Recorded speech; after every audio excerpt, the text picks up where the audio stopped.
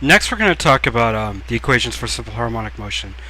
We're going to start with the positional equation, and then from there we're going to derive the velocity and the acceleration equation. But I'm starting with the positional equation, so there I have my positional definition up there. I'm also have angular frequency. Okay, angular frequency because it's a critical part of this equation. Now, why angular frequency and not linear frequency? I'll talk about that when we're talking about the equation itself. So first of all, when I was drawing this picture of simple harmonic motion, I had position, I had time, and I had an equation that looked something like that. Okay? Looked like a sine wave. So we're going to start with that. We're going to start with a sine wave. Okay? So one thing we know about sine waves is that sine waves are bound functions. They're functions that are bound between 1 and -1. There's no way that you get a sine wave that's going to be greater than 1 or negative or less than 1 unless I do a little bit of, if I bring in an amplitude. We've talked about amplitude on the previous tapes. Remember, amplitude is referring to position max. So we're just going to put it as position max into the equation.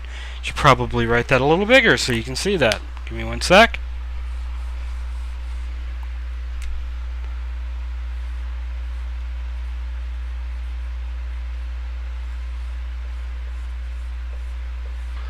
Now the next thing we're going to do is we're going to bring in the frequency of the system.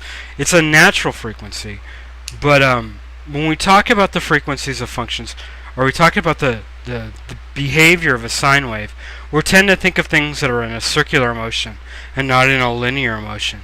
So when I'm bringing in the frequency for sine, I can't bring in the typical linear frequency, the oscillation of an object going up and down or in this direction. Instead, I have to bring in the angular frequency, things that are traveling in circles, things that are bringing in thetas, angles. Okay, so I'm going to bring in omega. Okay. Now that omega is the natural frequency of the system. Depending on what you're talking about, depending on whether it's a pendulum, depending on if it's a mass on a spring, depending on if it's a piston, that omega is going to change for both of those. Now omega is radians per second. I don't remember if I mentioned that before, but when we talk about omega, we're talking about radians per second. How many degrees in radians per second? Okay? But in order to take the operation sine, I need my function inside my sine theta to be unitless, to have nothing. Radians is not a problem. Radians really don't have a units associated with it, but radians per second does. So I need to multiply this natural frequency by units of seconds in order to get this down to zero, or not down to zero, but to have no units. So I'm going to multiply it by t. Okay, so if I have radians per second times seconds, I'm left with nothing other than radians. Okay, and radians are really not a unit, so I'm not all that worried about it. Now the other thing I'm going to do is I'm going to say, well, I want to generalize this. I want this equation to work for all functions, whether it looks like this or whether it looks slightly different than this. So the last term I'm going to bring in is what's known as a phase shift.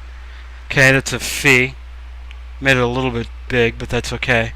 That's a phase shift, meaning that if I don't want a sine wave and I wanted my system to start not at zero, not at its equilibrium point, not at basically the origin, I wanted it to start at the top of the wave, I'm going to have to include something that's going to let me shift it to the top of the wave or to the bottom of the wave. Okay?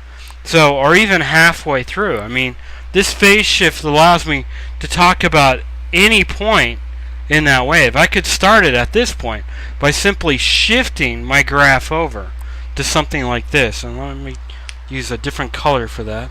Got blue. Blue's pretty.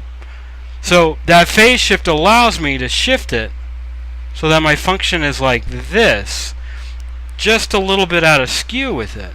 Okay? So whatever this value is, it allows me to shift my graph one way or another. Okay, hence the name phase shift. Now this is all equal to position. That's the first equation for simple harmonic motion. X is equal to x max times sine omega t plus a phase shift. Okay? So, going over this again, this is final position. This is the location where the object is at some time. Okay? This right here is referring to the amplitude. X max is the amplitude of that wave at a given, or the amplitude of the wave, its maximum value from the equilibrium point, or from the origin if you want to think of it that way. This is just my operation, sine, that's creating my sine function. That gives me the location where that object is in that sine wave. Okay? Omega is the natural frequency. Now that natural frequency can be replaced with other terms depending on the situation. We're not going to quite talk about that right away. When we talk about springs, when we talk about pendulums, this omega has a particular value. And because we want it to be unitless, because this is a radians per second, we need to get rid of that per second, so I'm multiplying it by t. And then I'm bringing in this phi, phi, to bring in a phase shift that allows me to move this graph to any point, to shift it this way or that way. Okay?